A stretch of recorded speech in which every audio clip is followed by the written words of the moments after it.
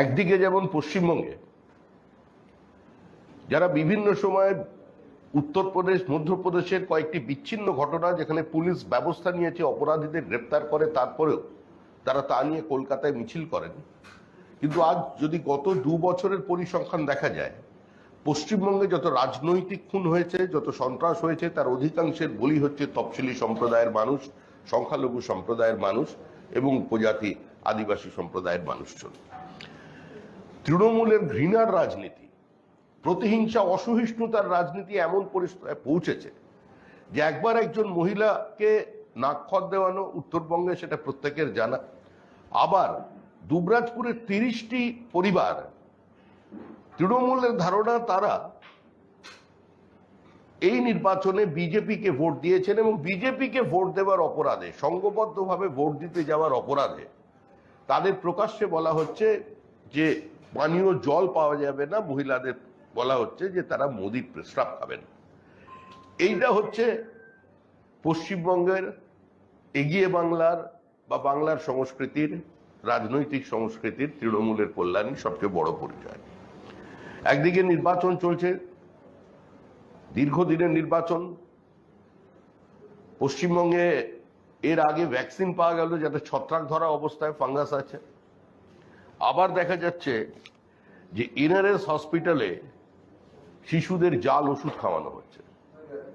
কার্যত একটা চরম নৈরাজ্য তৈরি হয়েছে এই মুহূর্তে পশ্চিমবঙ্গে, এবং তৃণমূল সরকারকে কার্যত সরিয়ে দেবার জন্য এই লোকসভা নির্বাচনে যেভাবে মুখ্যমন্ত্রী ন্যাশনাল ইস্যুকে দূরে সরিয়ে রেখে আজকে তিনি কার্যত একটা পঞ্চায়েত নির্বাচনের স্তরে বক্তৃতা করে যাচ্ছেন, একইভাবে বিভিন্ন জায়গায় মানুষও ক্ষোভে ফুটছে, মানুষও চাইছে যে কোনো মূল্যে এই সরকারটাকে সরিয়ে দিতে।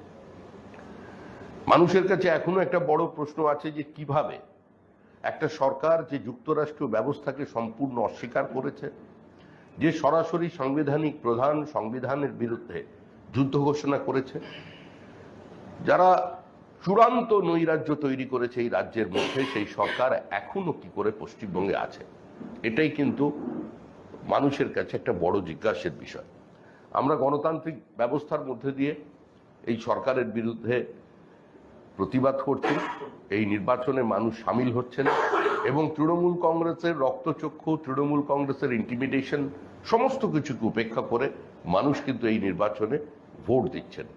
অনেক পরিযায়ী শ্রমিক আসতে পারেননি,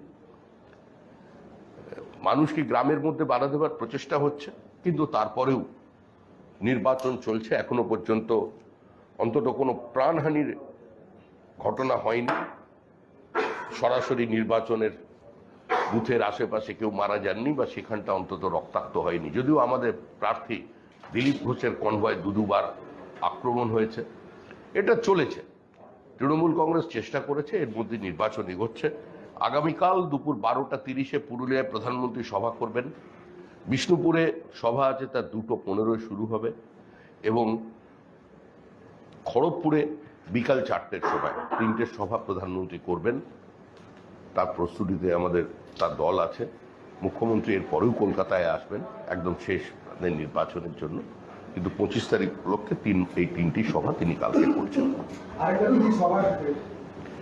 পুরুলিয়া 12:30, বিষ্ণুপুর 2:15 এবং খড়গপুরে বিকাল 4টে। এটাই হচ্ছে আগামীকাল প্রধানমন্ত্রীর মিটিং এর শিডিউল। প্রধানমন্ত্রী এই আজকে আসছেন কি আজকে কালকেই আসেন। রাজভবনে 3 কর্মীর বিরুদ্ধে মামলা রুজু পুলিশের, আটকে রাখা নালিশে বাধার অভিযোগ। রাজভবনের ওএসডি সহ 3 কর্মীর বিরুদ্ধে মামলা রুজু। রাজভবন সম্পর্কিত কোনো বিষয়ে আমরা কোনো বিতর্কে অংশগ্রহণ করব না। সুমিতা, গোটা রাজ্যের শিক্ষকদের তথ্য জোগাড় করছে শিক্ষা দপ্তর, মানে যারা দীর্ঘ 30 বছর চাকরি করছেন তাদেরও তথ্য জোগাড় করা হচ্ছে, রাজ্যের শিক্ষা দপ্তর করছে। বামেদের যুক্তি যে এতদিন ধরে তো মমতা বন্দ্যোপাধ্যায় বারবার বলে, বামেদের কি যুক্তি, কংগ্রেসের কি যুক্তি আর তৃণমূলের কি যুক্তি, এ নিয়ে আমাদের কোনো উৎসাহ নেই, কারণ এই 3টে রাজনৈতিক দলই ঐক্যবদ্ধভাবে এই নির্বাচনে কাজ করছে। কিন্তু প্রশ্ন হলো, শিক্ষা দপ্তর এগুলো না করে যে ওয়েমার্কশিটগুলো পাওয়া যাচ্ছে না সেগুলোর ব্যবস্থা করুন, কারণ ওরা ব্যালটও খেয়ে ফেলেছেন, ওয়েমার্কশিটও খেয়ে ফেলেছেন। এবং এই মুহূর্তে যেটা যার জন্য আমরা অপেক্ষা করে আছি যে পৃথকীকরণের কোন পদ্ধতি যোগ্য অযোগ্যদের ক্ষেত্রে তারা নিয়ে আসেন। কারণ কার্যত কোর্টের একটা অবজারভেশন, একটা ইন্টারিম স্টেকে কেন্দ্র করে যেভাবে তৃণমূলের সর্বোচ্চ নেত্রী রাজ্যের মুখ্যমন্ত্রী মমতা বন্দ্যোপাধ্যায় উচ্ছ্বাস প্রকাশ করেছিলেন এবং তিনি বিনিদ্র রজনী যাপন করতেন, স্বস্তিতে ঘুমোতে পারবেন এই কথাটা বলেছিলেন, কার্যত এটাও ছিল যোগ্য প্রার্থীদের ক্ষেত্রে বা যোগ্যভাবে যারা নিয়োগ হয়েছিলেন তাদের আবেগের সঙ্গে একটা প্রতারণা। তার জন্য আমরা পোর্টাল খুলেছি, আমরা হেল্পলাইন নাম্বার দিয়েছি, আমরা তাদের পাশে থাকব। কিন্তু আমরা অপেক্ষা করে আছি বিশেষ করে ওই 16ই জুলাই আদালতের পরবর্তী শুনানি এবং এসএসসি কি হলফনামা দিয়ে তাদের অবস্থান নিয়ে আসে সেটা দেখার জন্য। শ্রমিকা গতকাল সিবিআই পর আজ এনআইএ ফের শুভেন্দু জেলায় এজেন্সির তৎপরতা, ময়নার বিজেপি নেতা বিজয় কৃষ্ণ ভূঁইয়ার খুনে এনআইএ তদন্ত সকালের পরেই তদন্তে এনআইএ।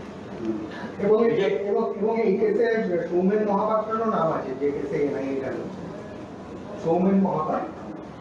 তো যদি কারোর নাম থাকে তদন্ত হবে, তদন্তটা আদালতের নির্দেশে হচ্ছে, নজরদারিতে হচ্ছে। কিন্তু নির্বাচন চলছে বলে তদন্ত হবে না, নির্বাচন চলছে বলে এনআইএ পৌঁছবে না, এটা যদি কেউ প্রতিহিংসার রাজনীতি বলেন সেটা তো কোর্ট অ্যাকসেপ্ট করছে না। তাদের এই বক্তব্য, এই অবস্থানের কোনো মান্যতা তো মহামান্য আদালতে নেই। আমাদের রাজ্যে যা কিছু হচ্ছে সেটা কোর্টের নির্দেশে এবং নজরদারিতে হচ্ছে। শাহজাহানের ডেরায় সিবিআই ক্যাম্প, আজও দেখা যাচ্ছে প্রচুর মানুষের জমি দখলের আরো অভিযোগ জমা পড়ছে সিবিআই এর। এখনো পর্যন্ত সন্দেশখালী 2 নম্বর ব্লকে ধামাখালিতে গিয়ে সেখানে জমি দখলের অভিযোগ আসছে, কিন্তু এখনো পর্যন্ত অনেক জায়গা